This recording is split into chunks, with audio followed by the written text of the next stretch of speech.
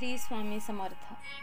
तुमचे सर्वांचे माझ्या यूट्यूब चॅनलमध्ये मनपूर्वक स्वागत आणि तुमच्या सर्वांच्या इच्छा मनोकामना पूर्ण होत हीच स्वामी महाराजांच्या चरणी प्रार्थना करते आणि आजच्या व्हिडिओला सुरुवात करते.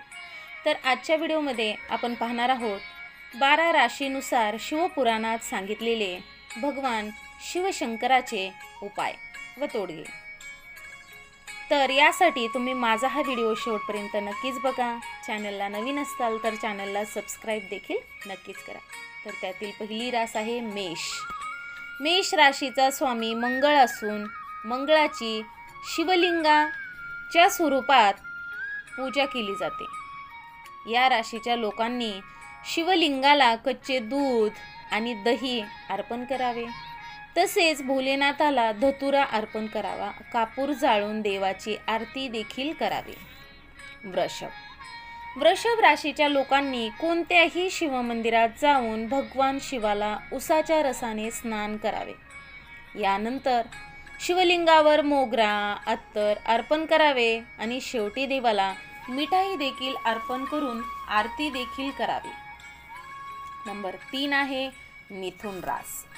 मिथुन राशीच्या लोकांनी स्फटिकापासून बनवलेल्या शिवलिंगाची पूजा केली तर उत्तमच. स्फटिकाचे शिवलिंग उपलब्ध नसल्यास इतर कोणत्याही शिवलिंगाची पूजा करता येते. मिथुन राशीच्या लोकांनी शिवलिंगावर लाल गुलाल, कुंकुम, चंदन, अत्तर एवढ्या गोष्टींचा अभिषेक करावा आणि गोडाचा नैवेद्य दाखवून आरती देखील करावी. नंबर 4 आहे कर्क रास. कर्क राशीच्या लोकांनी भगवान शिवाला अष्टगंध आणि चंदनाचा अभिषेक करावा. पिठाची भाकरी अर्पण करून शिवलिंगाची पूजा करावी आणि दररोज शिवलिंगाला कच्चे दूध अर्पण करावे आणि जलही अर्पण करावे. सिंह रास. सिंह राशीच्या लोकांनी फळाच्या रसात आणि पाण्यात साखर विरघळवून शिवलिंगाचा अभिषेक करावा. तसेच भगवान शंकराला फुले आणि मिठाई अर्पण करा. फुलांसोबत बिल्वाची पानेही अर्पण करावी. नंबर 6 आहे कन्या रास. कन्या राशीच्या लोकांनी महादेवाला बैर, धतुरा, भांग आणि दतिकाची फुले अर्पण करावी. तसेच बिल्वपत्रावर ठेवून नैवेद्य अर्पण करा. शेवटी कापूर मिसळलेल्या पाण्याने अभिषेक करा. भगवान शंकराची पूजा केल्यानंतर अर्धी परिक्रमा करावी. असे केल्याने लवकरच शुभफळ मिळते. नंबर 7 आहे तूळ रास. तूळ राशीच्या लोकांनी पाण्यात विविध प्रकारची फुले टाकून त्या पाण्याने भगवान शिवाला अभिषेक करावा. यानंतर भोलेनाथाला बिल्वपत्र, मोगरा, गुलाब, तांदूळ, चंदन इत्यादी अर्पण करा. शेवटी आरती करावी. वृश्चिक राशीच्या लोकांनी शिवलिंगाला शुद्ध पाण्याने अभिषेक करावा. मध आणि तुपाने स्नान केल्यानंतर पुन्हा पाण्याने स्नान करून पूजा व आरती करावी. लाल रंगाची फुले अर्पण करा आणि पूजेनंतर मसूर देखील दान करा. धनु राशी. धनु राशीच्या लोकांनी शिवलिंगाला तांदळाची सजावट करावी. प्रथम भात शिजवावा. त्यानंतर शिजवलेला भात थंड करून शिवलिंगाची सजावट करावी. सुकामेवा अर्पण करा. बिल्वची पाने, गुलाब इत्यादी देखील अर्पण करून आरती करावी. मकर राशीच्या लोकांनी शिवलिंगाला गव्हाने झाकून त्याची विधिवत पूजा करावी. पूजा आरती संपल्यानंतर गरजू लोकांना गहू दान करा. या उपायाने तुमच्या सर्व समस्या दूर होऊ शकतात.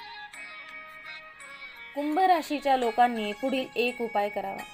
पांढरे आणि काळे तीळ एकत्र करून एखाद्या निर्जन ठिकाणी असलेल्या शिवलिंगावर अर्पण करावे.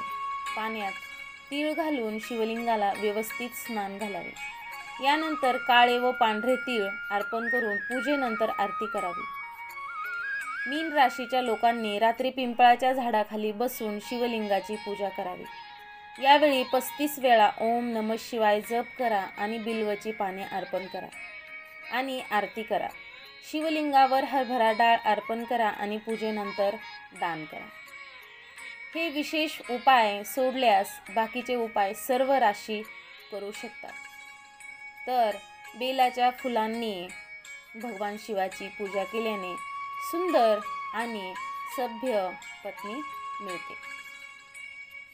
नंतरचा आहे शिवलिंगाला उसाचा रस अर्पण केल्यास सुख आणि संपत्ती प्राप्त होते. त्यानंतर आहे धतुऱ्याच्या फुलांनी भगवान शिवाची पूजा केल्यास योग्य पुत्र प्राप्त होतो, ज्यामुळे कुटुंबाला वैभव प्राप्त होते. बेलाच्या 11 पानांवर चंदनाने ओम नमः शिवाय किंवा श्रीराम लिहा. यानंतर या पानांची माळ करून शिवलिंगाला अर्पण करा. तुमच्या घरात काही समस्या असल्यास रोज सकाळी घरामध्ये गोमूत्र शिंपडावे आणि गुगुलू धूप करावा. तुमच्या वैवाहिक जीवनात काही अडचण येत असेल तर श्रावणात दररोज शिवलिंगाला केशर मिश्रित दूध अर्पण करावे. यामुळे तुमचे लग्न लवकर होण्याची शक्यता आहे. श्रावणमध्ये कोणत्याही नदी किंवा तलावावर जा आणि माशांना पिठाच्या गोळ्या खाऊ घाला. जोपर्यंत तुम्ही हे काम करत आहात तोपर्यंत मनात भगवान शिवाचे ध्यान करत राहा. पैसे मिळवण्याचा हा एक सोपा मार्ग आहे. श्रावणमध्ये गरिबांना अन्नदान करा. यामुळे तुमच्या घरात कधीही अन्नाची कमतरता भासणार नाही आणि तुमच्या पूर्वजांच्या आत्म्याला देखील शांती मिळेल. श्रावण महिन्यात दररोज 21 बेलपानांवर चंदनाने ओम नमः शिवाय लिहा आणि शिवलिंगाला अर्पण करा. याने तुमच्या सर्व इच्छा पूर्ण होऊ शकतात. श्रावण महिन्यात रोज नंदीला हिरवा चारा खायला द्या. यामुळे जीवनात सुख समृद्धी येईल आणि मन प्रसन्न राहील.